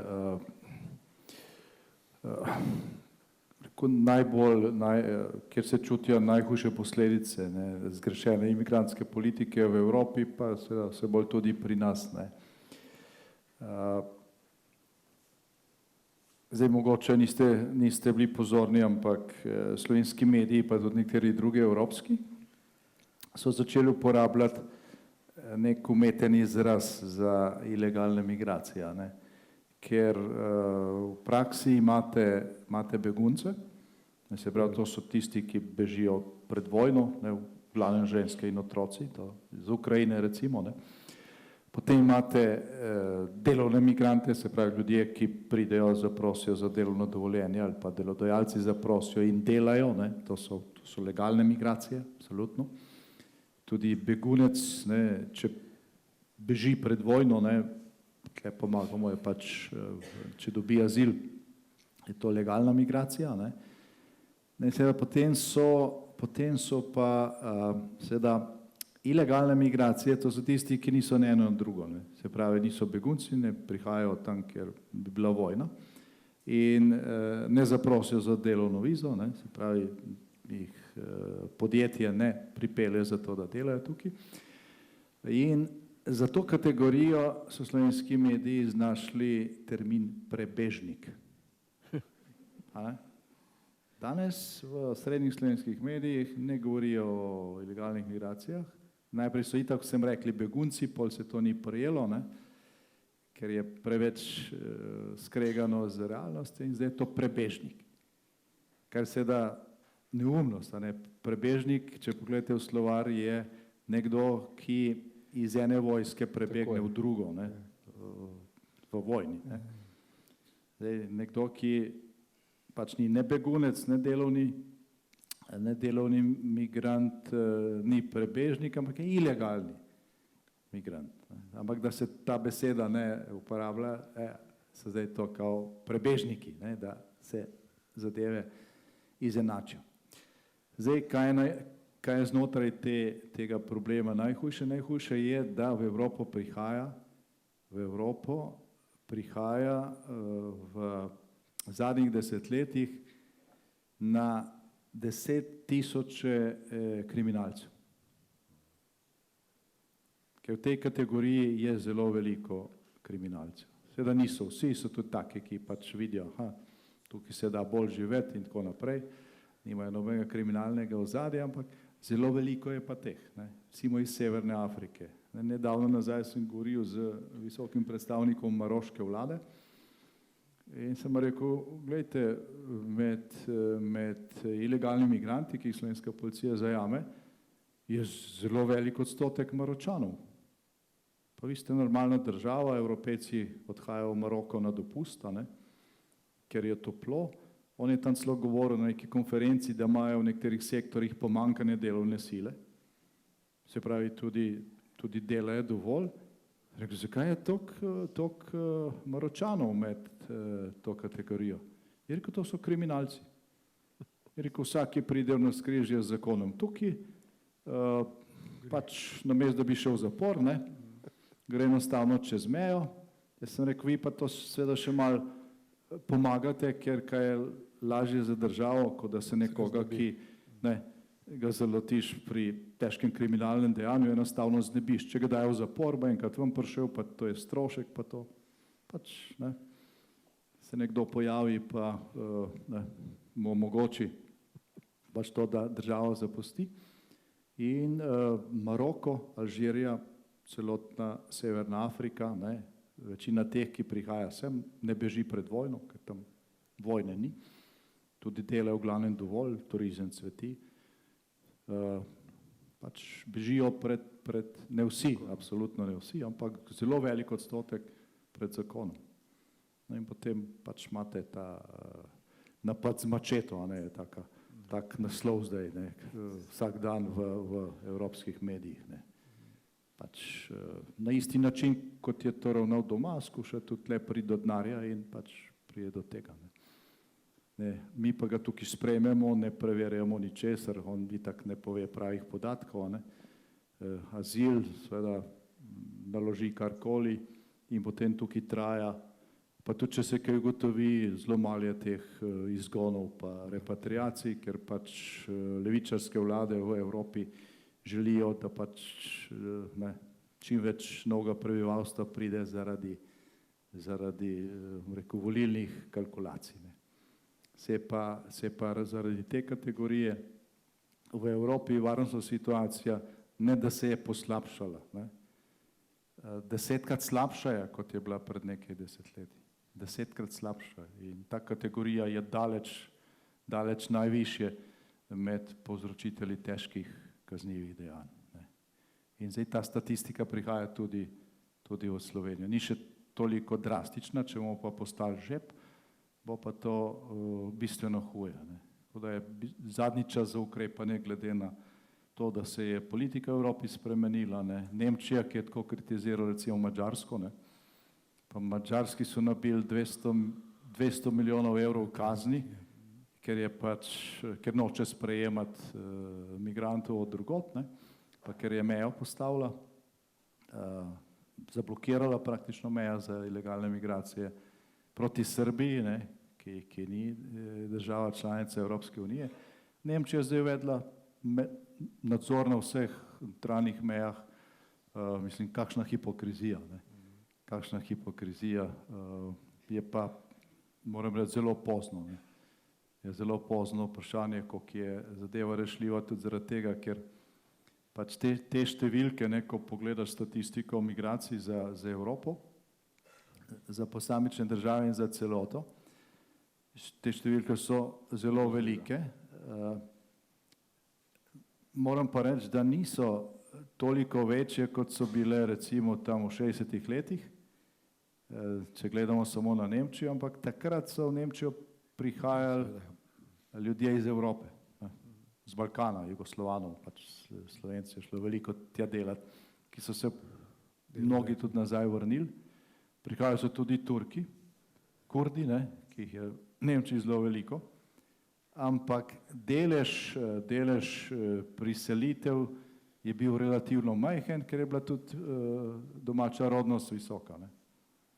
Zdaj je pa bistveno nižja, ta odstotek tolikšen, da nastaja geta, da se ne asimilirajo. Vse migracije so vedno bile, določen odstotek ni velik problem, je problem, če je tukaj kriminal, ampak če se pride do asimilacije in se tisti, ki pride, prilagodi okolju, ne, v katerega pride, potem življenje lahko normalno teče. Če je pa ta odstotek previsok, nastajajo geta in pol zahtevajo, da se domače prebivalstvo prilagodi tistemu, ki pride.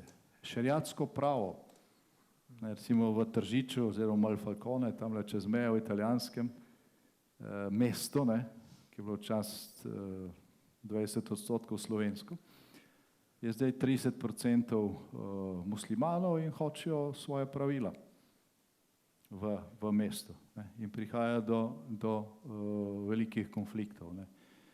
To je problem, demografija, tudi le v Kočevju, prej sem gledal podatke, ko smo sem prihajali, tukaj se je prebivalstvo skrčilo v zadnjih letih za nekaj 100, za 300. V zadnjih 5 letih je v občini Kočevje 300 ljudi več umrlo, kot se jih je rodilo, pa verjetno se je še kdo odselil. In s tem tudi, rekel, ta problem, o katerem smo prej govorili, postaja težji, ker je nekaj, kar je bilo včasih manjšina, čiste, zdaj že pač obsega številke, ki potem povzročijo stanje, kot je bilo prej opisano, pa tudi prej, ko smo se pač pogovarjali v manjši skupini. Tako da to oboje skupaj je pač negativna spirala in zaradi tega je ta problem še toliko večji. Zdaj pa mislim, da je že nekaj časa tam nam gospod drži mikrofon, verjetno ima kakšno vprašanje. Aha. Jaz bi rekel zaradi policije, ta naša policija tukaj v Kočevju samo posmatra, kjer avto je tamle pred bifeji, pa tole, pol ga pa počakajo, pa ga kaznijo 1200 evrov, pa izpit mu vzamejo. Naprimer dol, pri meji so skoraj vsem pobam pobrali izpite tamle, namesto da bi kaj drugega delali, pa tamle domačine lovijo. Tu so povedali dol, fantje, moji kolegi. Mogoče gospod Tomazin pokomentiral. Ja, težko komentiram problematiko prekomernega pitja alkohola. Smo pač Slovenci in bom rekel, včasih promoviramo, radi popijemo kakšen kozarec vina, tudi slovenske narodne pesmi govorijo predvsem o veselju, o vinu, o lepih dekletih. Tako da jaz bi rekel, da je problematika takšna, kot jo je opredelil dr. Olaj. Včasih lovimo muhe, pa mehne komarje, medtem ko sršeni pa letijo čez tisto tanko mrežo, ki bi morala zavarovati policista, ko dela zahtevne projekte, ko dela zahtevne stvari, da mu policija kot sistem krije hrbet. Pa mislim, da nisem povedal nič narobe. Ja, če lahko skočim, to, kar je kolega povedal, moram reči, občan, da sem bil jaz do tega pristopa izredno kritičen, še ko sem bil direktor policijske uprave Novo mesto, ta vražji promet, sem jaz temu rekel. Ko so se terenski policisti trudili vzpostaviti pristne odnose z občani, so vsilili z državne ravni neke prometne akcije, ker so dali vse poprek ljudem pihati in jih kaznovali. Recimo se spomnimo živo, župan Semiča je rekel, poglejte, gori so vinogradi, pač ljudje delajo, obdelujejo, vode ni, pa spije kozarec ali dva. Prav, ko gre z vinograda, ga pa spodaj patrulja ustavi in mu da pihat, pravi, je kaznovan, a istočasno so vlomi tudi po vikendih, tukaj jih pa ni. In sem se s tem zelo globoko strinjal. Tako da, tukaj je bil potem tudi sistemski problem, še ko sem bil generalni direktor, sem zahteval, to je prvič stvar vodenja, komandirja, če to hoče imeti na ta način, bi mogel on tu že v štartu tega policista oziroma na odpravi zadevo dati drugače. Stvar je bila v tem, da policisti niso imeli veliko možnosti, tudi danes jih nimajo, da se lahko odloča, bom rekel, common sense, zdrava kmečka pameti veleva, Madonna, če je nekdo gre z vinograda, pa je bil žejen, pa je spil deci vina, a ga treba res, ne vem, kaj z njim napraviti. Ne, v mojih časih, ko sem delal še kot miličnik na policijski postaji Vič, se živo spomnimo, ne, z enim rajonskim starešino, je bil moj mentor na območju Preserja, ne, in je tam ostavil enega občana, ki je bil pač, je preveč popil, ampak kakšna je rešitev?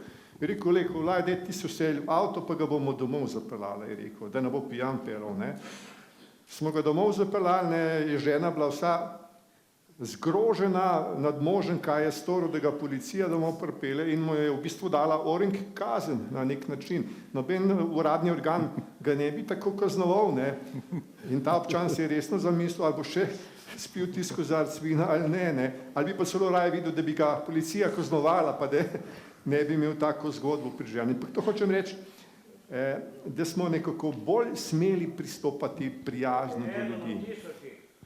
Ja, in tukaj trčimo tudi potem v sistemski problem v zakonu o prekrških, ne, ki je nekako določil, za katere prekrške se sme opozoriti, za katere pa absolutno ne, recimo, ne. In še v mojem času, ko sem tam bil generalni direktor, sem rekel, če je to ta problem, pa dajmo ta zakon nekoliko liberalizirati, ne. Sej, nekdo, če res ni problem, ja, zakaj bi ga na vrat na nos tako grdo obravnavali, ne, če opozorilo doseže svoj namen. In tukaj smo imeli na nek način težke diskusije z Ministrstvom za pravosodje, ki je skrbnik zakonov o prekrških, ne, kako policistom omogočiti, da bo lahko opozoril tudi takrat, če bo po nekem mnenju tolmačenja tega zakona ta prekršek hujše narave, ne.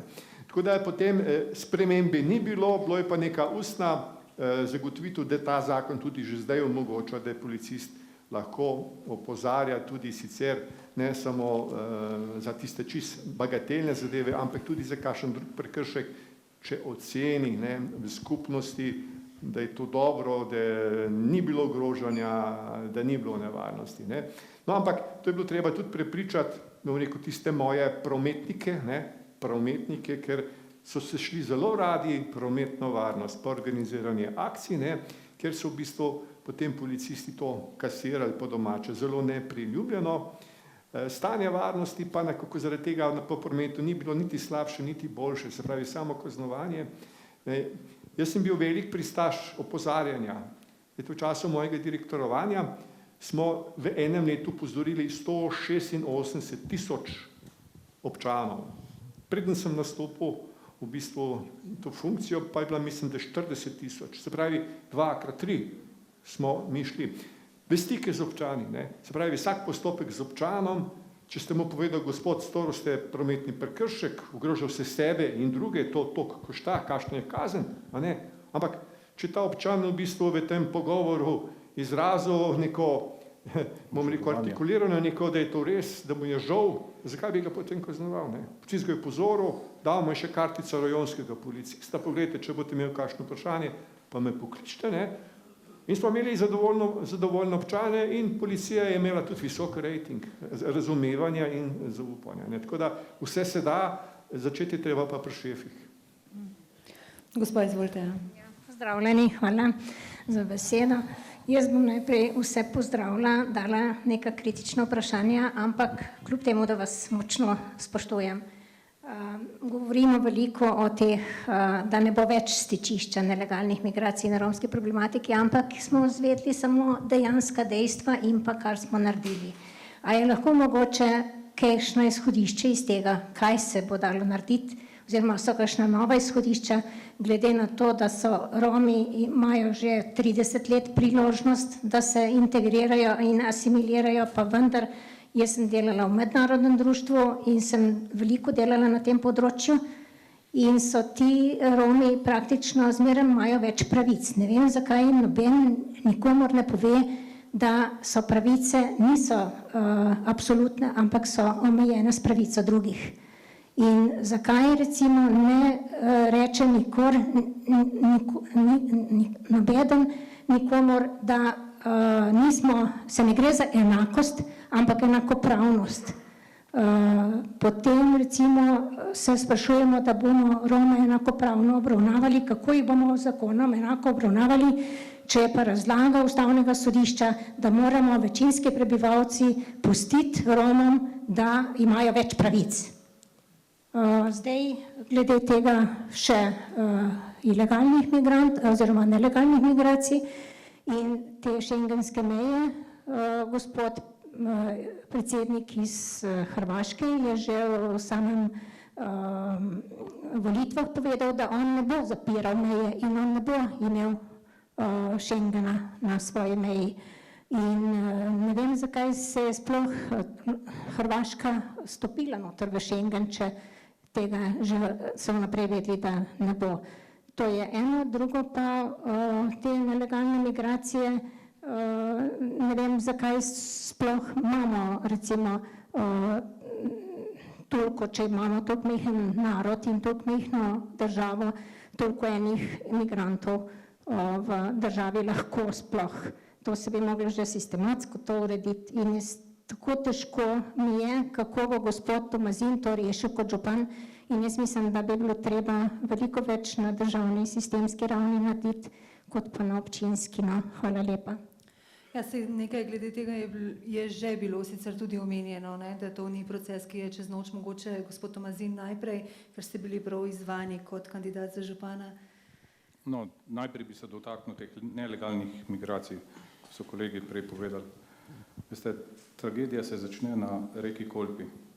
Ko kakšen obnemogel migrant omahne v reko Kolpo, ki je praviloma takrat ob njegovem prehodu mrzla, visoka, deroča in nekje nižje od Kočevske v Beli krajini se naplavi neko truplo. To so velike življenjske tragedije za posameznika, pa morda tudi za neko skupino. Zdaj, kar se tiče pa teh migracij, ki prihajajo v Slovenijo, pa tudi na Kočevsko, se jih moramo braniti na različne načine in jih omejevati. Zdaj, če bi bili, prej je predsednik povedal, da je prejšnji teden prišlo v Slovenijo recimo 500 migrantov, 52 tednov na leto, po razlagi Luke Mesca jih ima celo 54, bi bilo to 27 000 migrantov, ki pridejo v Slovenijo. Si predstavljate, da jih bo 27 000 ostalo v Sloveniji? Jaz si ne predstavljam. In si ne predstavljam, da vsakokratna vlada, ki je leva, želi narediti na Kočevskem nek azilni, migrantski, kakršenkoli že center. Na račun nas, na račun vas. Tega si ne želim. In kot župan bom na nek način zagovarjal z vsemi možnimi legalnimi sredstvi, da se to v Kočevju ne bo zgodilo.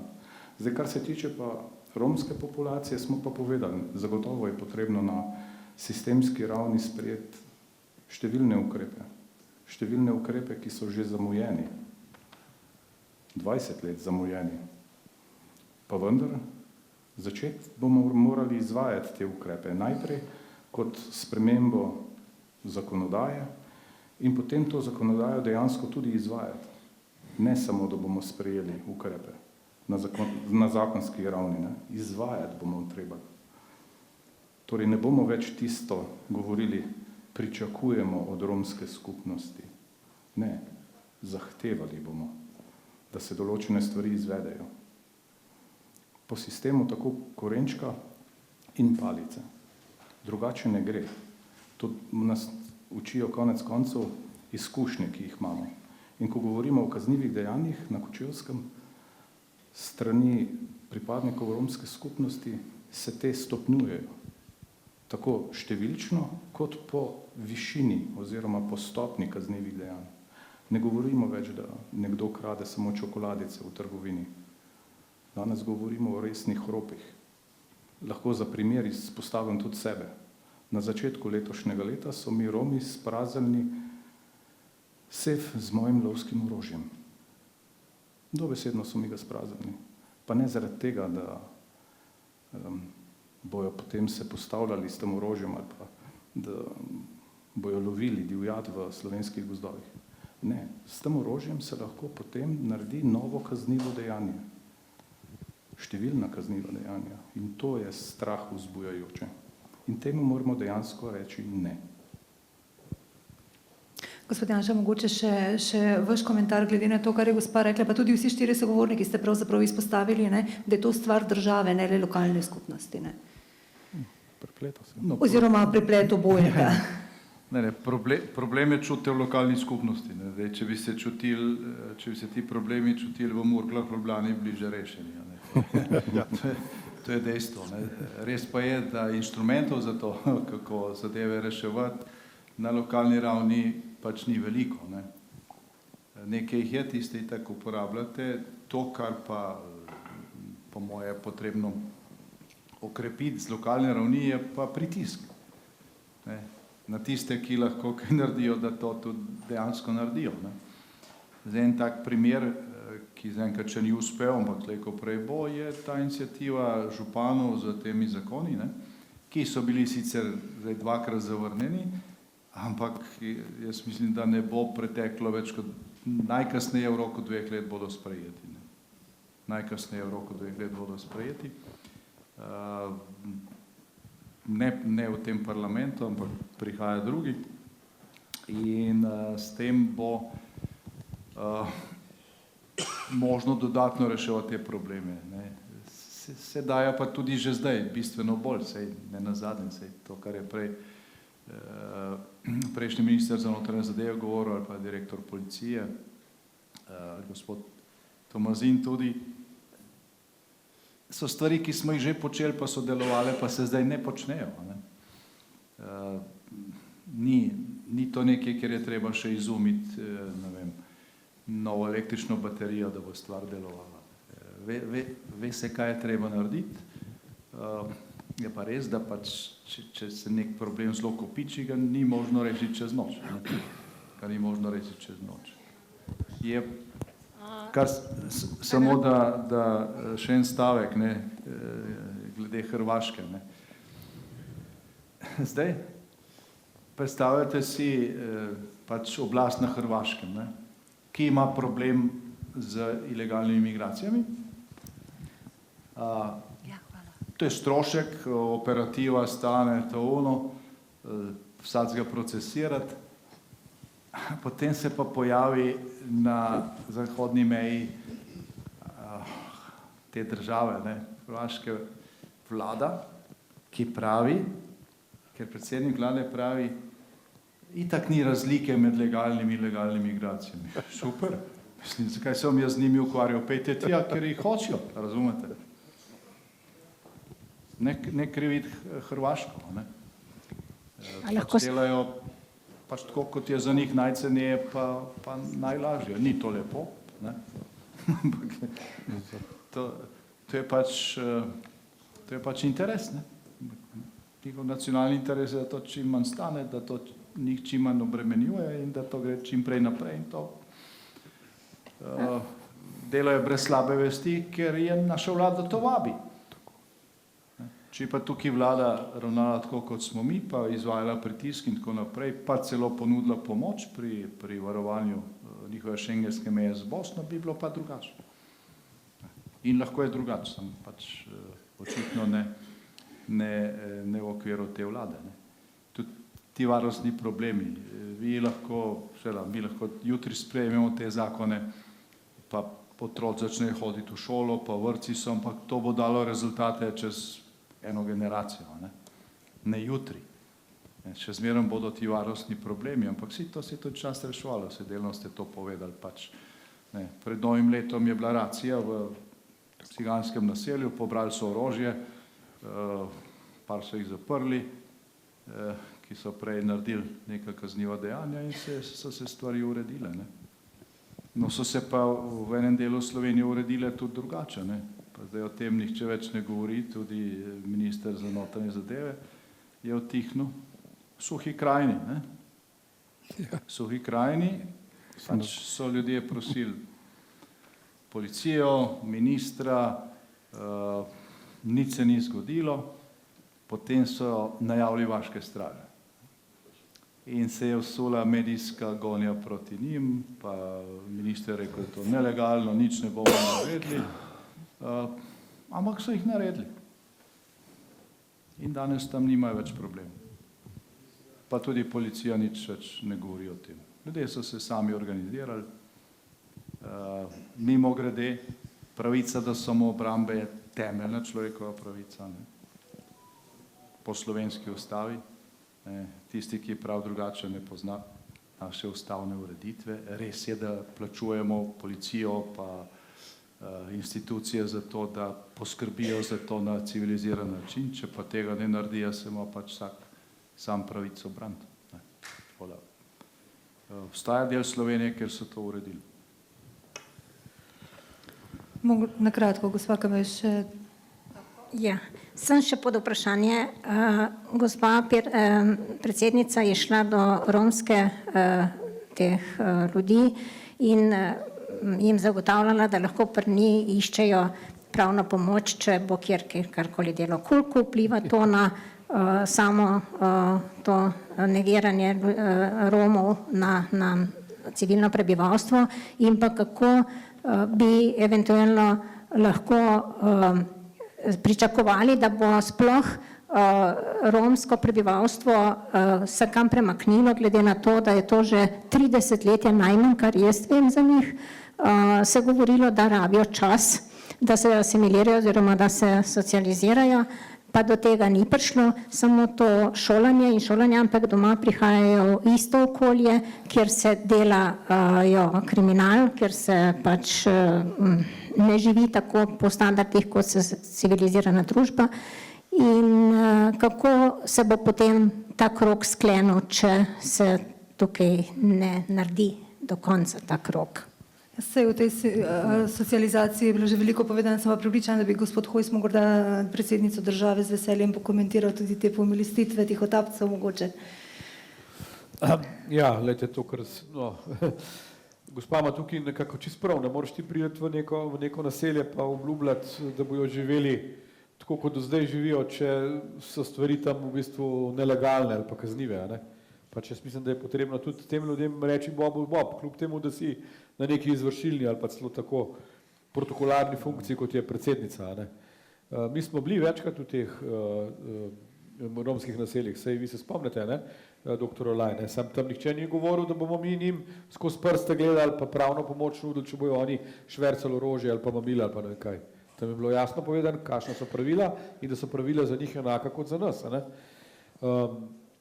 Zdaj, od te predsednice jaz ne pričakujem pravzaprav čist nič, ne. Se vidite, da ta predsednica bolj kot za to, da bi se neka družba postavila, tako kot se mora postavljati, dela bolj v bistvu za lasten PR, ne. Se danes govori, v romski skupnosti govori tako, potem bo šla v LGTB, bo govorila nekaj drugega, povedala bo tudi kakšno dobro stvar, recimo to, da je treba mrtve pokopati, ne, ampak da pa kaj konkretno naredila, pa telefon dvignila, pa Jankoviću to naročila, ne, tega ne bo, ne. Tako da tukaj moramo biti seveda nekako tudi malo realni s tem, kakšen je domet teh ljudi, ki so jih nažalost večinsko izvolili na ta mesta. Še enkrat pa rečem, tako kot sem prej rekel, ne, veste, jaz mislim, da na nekaterih področjih za Rome ne rabimo nobenih novih zakonov, ne. Treba je samo ukrepati tako, da bodo tiste zakone, ki veljajo, spoštovali. Pa zdaj ne govorimo o šolstvu, pa ne govorimo o vzgoji, pa tako naprej, ne. Govorimo o kriminalu. Izvolite, gospod. Spoštovani vsem, ki ste nas danes počastili z vašim obiskom. Sem Marija Horjak in 42 let z možem živiva tukaj na Kočevskem, v romski vasi, kjer imamo model, ki bi ga se lahko cela Evropa prišla ogledati, kako se Romi integrirajo in civilizirajo. Prvo je delo, možnost dela, da skozi lastno delo, da si pridobijo lastni denar in s tem so si odkupili potem te stare hiše, kjer je to kočevarska vas, kjer živimo. Sreča je bila tudi ta, da so mešani zakoni, ker so v tistem času pred 40 leti mlada dekleta prišla iz Bosne, Hrvaške delati na ta posestva kmetijska in so se te zakoni malo zmešali. in te punce so prenesle tudi malo drugačno kulturo, tako da so vsi otroci v šoli hodili, obiskovali osnovno šolo, srednje šole se izšolali, danes vsi delajo. Samo ena družina je še malo problematična, ampak enostavno ti pogoji so vsi znani, kar je človeku podarjeno na ceni, tako če si sami to prislužijo in potem zakoličijo, kje je njihova parcela in to še svojih niso pustili prva leta, da bi po tistem hodili in si tisto lastili, ne, prej je bilo pa vse naše, ne. Tako da te modeli so, te rešitve so, samo vztrajati moramo, ne. Ne tako, kot se je tudi dogajalo, nas so sploh ob tem navalu migrantov ustavljali policaji, to je bilo neznosno že, ne. Te cestne kontrole, kontrole dokumentov in vse, če je prišel Rom brez dokumentov, no zdaj ne ti bo, naslednjič bomo pa, ne, in to se je že prej dogajalo. Zakaj? Zakaj civili moramo vse to prenašati, a ne, civili nam rečejo Romi, a ne, da smo in tako enostavne rešitve so, sam nažalost imamo res tako vlado, da Bog pomaga, da bi čim prej šla, ker zdaj nas že po svetu tako ne sramoti, da tale naš predsednik, da je res grozljivo, no. Tako da, gospod Tomazin, če vam bo uspelo, da boste županoval, vztrajati je treba, ne. In v bistvu enaki zakoni za vse, da se spoštujejo. Hvala.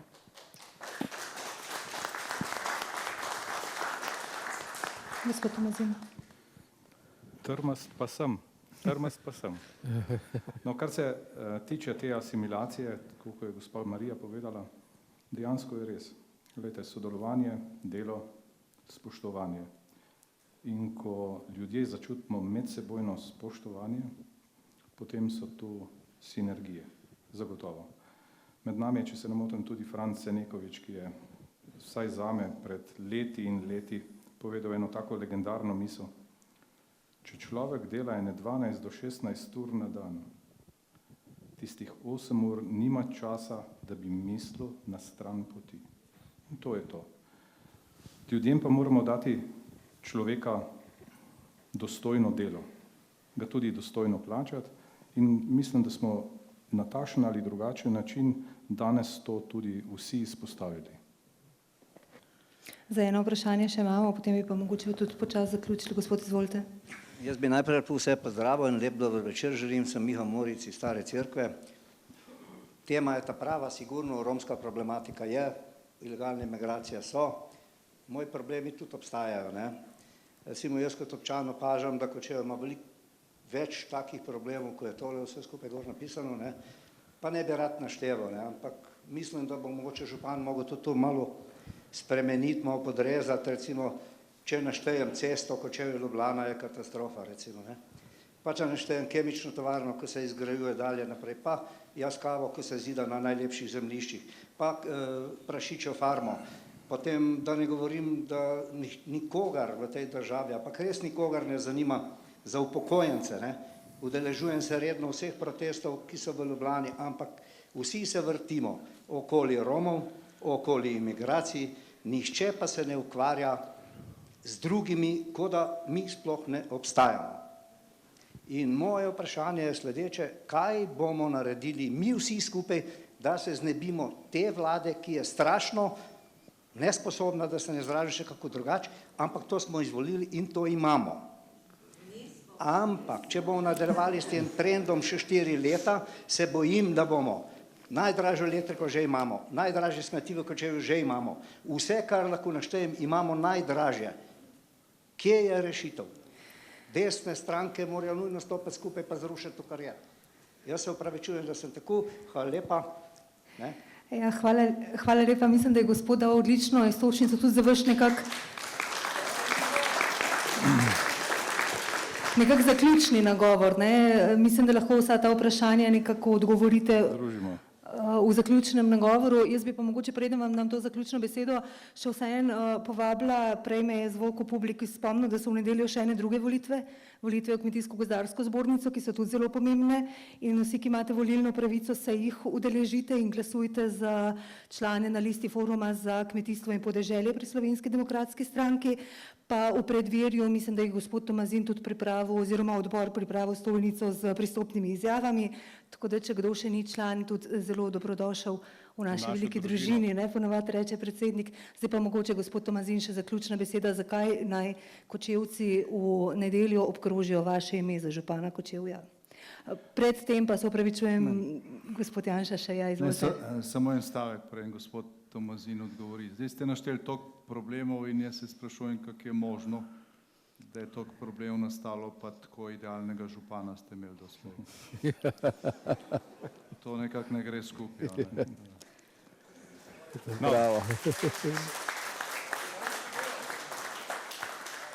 In nadaljeval bom tam, kjer je končal gospod Janša. Občina Kočevje ima od leta 1994 same instant župane. Instant. Vsi ti župani, oziroma dva župana sta bila, sta vedno sedela najmanj na 2 stolih. Najmanj na 2 stolih. In problemi, ki so prihajali pod preprogo v pisarni župana, so spretno pometali pod preprogo, tako kot je gospod Moric povedal. V našem programu zajemamo širok spekter izzivov, ki jih ima Kočevje. Ja, med njimi so tudi starejši, skrb za starejše, spoštovanje do starejših, cestna povezava Ljubljana-Kočevje, pa mi smo šli še naprej, mi smo šli do Gornjega Jelenja. Iz projektov Interreg lahko črpamo sredstva za čezmejne projekte. Gospod Janša svojo ekipo je za naslednjo finančno perspektivo izpogojeval za Slovenijo 10 milijard evrov. Pa danes ne vemo, kako in na kakšen način bi jih porabili za dobre projekte, kot je recimo cestna povezava Kočevje ali pa Škofljica, Gornje Jelenje. In če lahko povem, bom rekel v svojem imenu, jaz ne bom instant župan. Jaz bom poklicni župan, župan vseh, ki živijo v Kočevju. Občina Kočevje bo imela odprta vrata, ravno tako bo do odprta vrata tudi županove pisarne. In tisti, ki me poznajo, vedo, da je temu res tako. Prepričan pa sem, da je po 33 letih samostojnosti Slovenije dozorel tako kot razum. Ljudi in razum, da bosta šla v nedeljo skupaj z roko v roki. Pa ne samo to nedeljo, ampak tudi čez 2 leti ali pa še prej, ko bodo državno-zborske volitve in ne tako, kot je gospod Moric rekel, čez 4 leta. Bomo prej naredili to. Zdaj, ali bojo predčasne volitve ali bojo pa redne, sem prepričan, da bojo tudi ljudje zunaj meja občine Kočevje znali poiskati isto pot za svoj in razum. Najlepša hvala, srečno na volitvah.